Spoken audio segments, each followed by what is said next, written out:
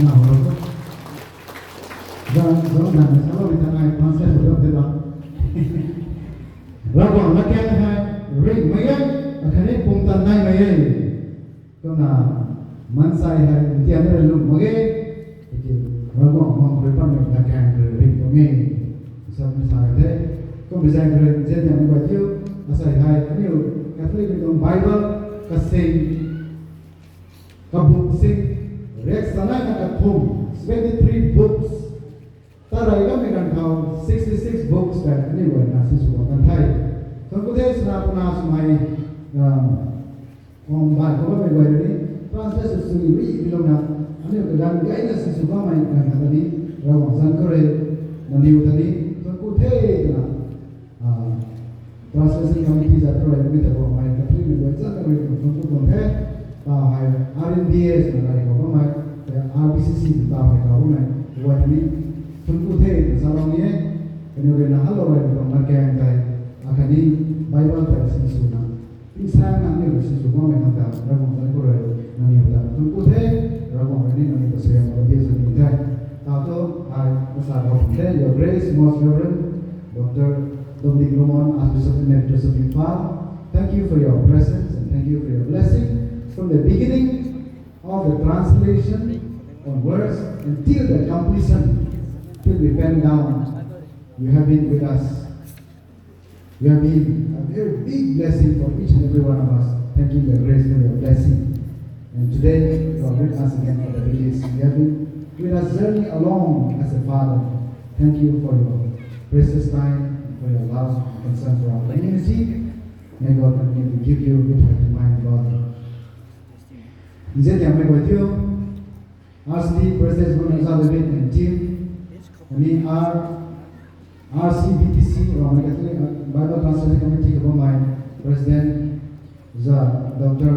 Matthew Ramai John Damai Elam Mary Lucy Anu kami committee Romai Kwenta dan kemudian father boy sister boy the brother kemudian I on behalf of Romai fathers sisters nuns brothers I would sincerely appreciate all of you and thank each and every one of you. May go into that. Kemudian father sister kepada on behalf of the family.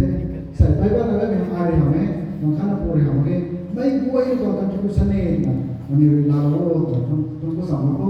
Suami itu mai bos ni. Jadi berbeza satu kumna. So tambah dengan mana ni? Saya pat mahal. Nanti buat contribution ni. Orang itu kami, kami orang tu kami. May one doon contribution na tao right or father tingrong right father ni class mo dia right father kesi James right father ni class kamay right amda father marriage right father Hillary right father ko ay contribution na makina father Joshua sa goma mage sa ke regards kani ka contribution gives dahil na al tao sa ni medyo wrong priest brothers nuns association RPBN netong jatro na Father Nicholas Bondia, SDB talagang may kakam, may kakal kung may kam. Bible kakati lang niya, kakam niya lang niya sa dalawa. Sabi ito, kamay naman, kumintay na. May Bible, huwag kam na. Kamay, takanimigan ko sila, kamay kali, takantay man. Kaya ko ako phone siya na, ako email ka, kamay rin siya mo, nag-wait at hapon na. Father, hindi na kam today, naman, sila today. Kamay, nagkatiway. Katong interest ka. Rock memang sintau kan, batau kan, geram na. Mai tagan sai. Kuna ni ko silo te, kuna me de tabelo te, kuna pada de class mo dia ni ai na, ai tuan tu ko te. Rock me pada sisters boys ba tu na, ni committee, Bible committee ba tu na, asli dia tu na, tau hai. Pada de class mo dia kai kan. Bible kasi lang niya kita sa Dominic Ring Catechist ay number 1 mga kapto sing okay.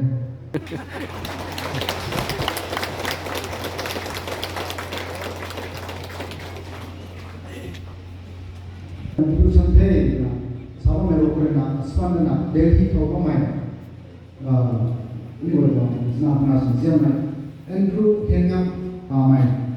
Katong contribution day kaya na Delhi ko kamay siya sa daw de วางเสน่ห์ไม่นะได้นะไม่เป็น translation เขาเนี่ยว่า printing เขา order เขาอะไรจะเอาสิ่งที่เราในตรงนี้นั่นรู้ในตรงนี้การพูดได้นั่นเรา physically present นะมาสิ่งนี้เราพูดได้สอนนี้ได้ก็นะเรามองในส่วนนั้นดูในสิ่งเดียวก็นะนับพลังสมัยโฟโต้คอมเมนต์สมัยโดมินิกทุนทุงงามการส่วนลงส่งลงงานมันส่งภาพผู้เขาเลยทำไมมีการพูดสไตล์ไหนทำไมเป็นเราให้ transportation เขา printing เขาเรื่องอะไรมันรู้ไหมสอบต้องนะasal petang ni memang ini petang bukan main lalu main ni sebab nanti kita sampai nanti dari itu kau main orang kita busy semua and team kini bagaimana dua ini baik kan semua orang ini untuk saya jadi kau main orang itu main ini bagaimana ini jangan dua ini tahu kau main pesan kita woi mau main sama jangan ini manusia tu ay lama saya tahu mana kan Allah tu nằm xuống đảo mà cái tàu ta là cái này những món họ cái bớt sinh thế là sinh tàu các bạn ta các bạn vậy còn những cái dân thì bánh này thôi có phải dành rồi nên đã được cũng thế rồi còn rồi như vậy ta sẽ có cái sự làm cái này không phải chỉ tốt ai sáu tháng cũng bánh này thì mấy cái này thảo có thế mấy cái này ta đã được cũng thế lúc khảo mấy thằng ta cái này sự sinh tàu khảo mấy thằng ta quay thằng ta Thank you God, thank you everyone. God bless you all. Today, we are supposed to go my secretary or my Bible Translation Committee. Kami, Reverend Father, may mga samay.